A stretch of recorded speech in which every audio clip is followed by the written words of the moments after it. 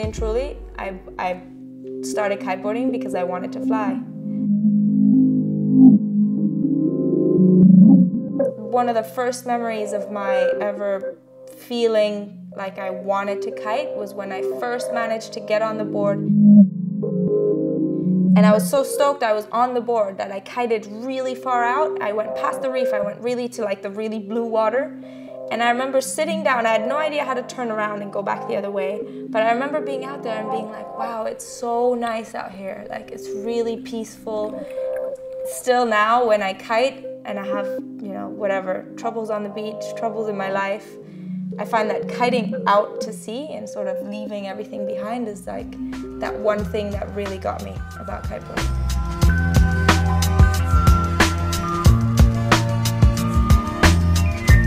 Very into PlayStation before I started kiteboarding. I actually never did any other sports. I think I kind of just stumbled into the whole thing at the beginning, really. Like I said, I did my first competition not really knowing my level, not really expecting to even make it past the first round, and you know, further down the line I find myself head-to-head with the world champion in the final, and that was when I was like, whoa, well, okay, you know, and from there things kind of snowballed. Hi, my name's Susi Mai. I'm a professional kiteboarder and I came out here to the Maldives because we wanted to try and have me jump over this big, huge bungalow behind me. So are you going? So I'm going to be going this way, sort of this way.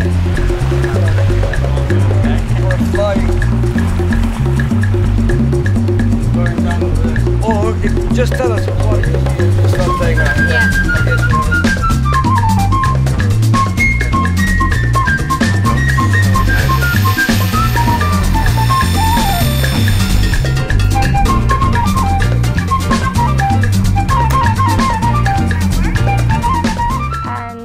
I guess it was definitely doable, but unfortunately we didn't get enough wind to try it, and it's pretty frustrating because it would have been one of the coolest things ever.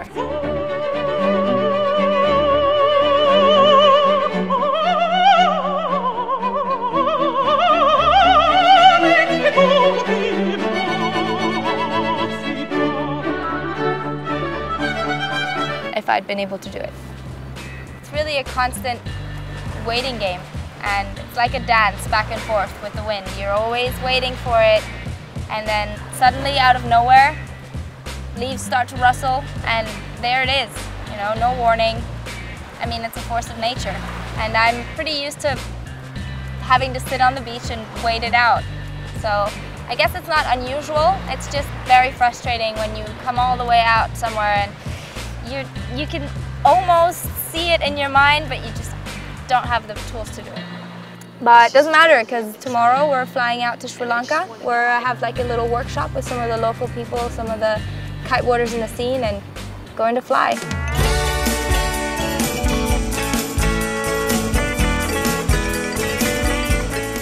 We came out to Sri Lanka because apparently there's a pretty big local kite scene.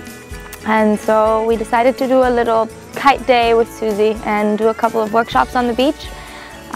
The first workshop we did was with the girls, and I think it went really well. There were actually a lot of girls, which was pretty cool. You all get together, especially when it's girls. You gotta stick together, right? I've been trying really hard to push the female side of kiteboarding too, because I think there's huge potential there, and it's just something about girls that we just make the sport look graceful. We make it look elegant. We make, you know, something that looks really hardcore when a big muscly guy is doing it. We make it look nice, you know, and I've really been trying to motivate the girls. In order to get girls to do something, I think it's all about making them realize that they can.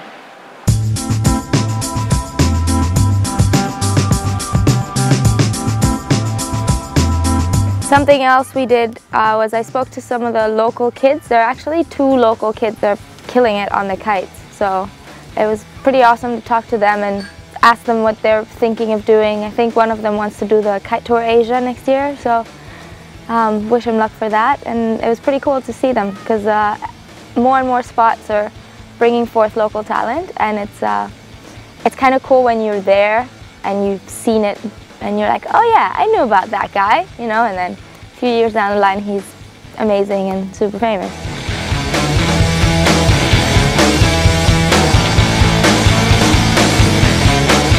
The scene out here in Sri Lanka is pretty relaxed, I'd say. The people are very chilled out and they love kiting. They will go through great lengths just to be able to kite every day. They kind of camp out in these ghetto sort of places, and you know, they're quite happy just to eat, sleep and ride.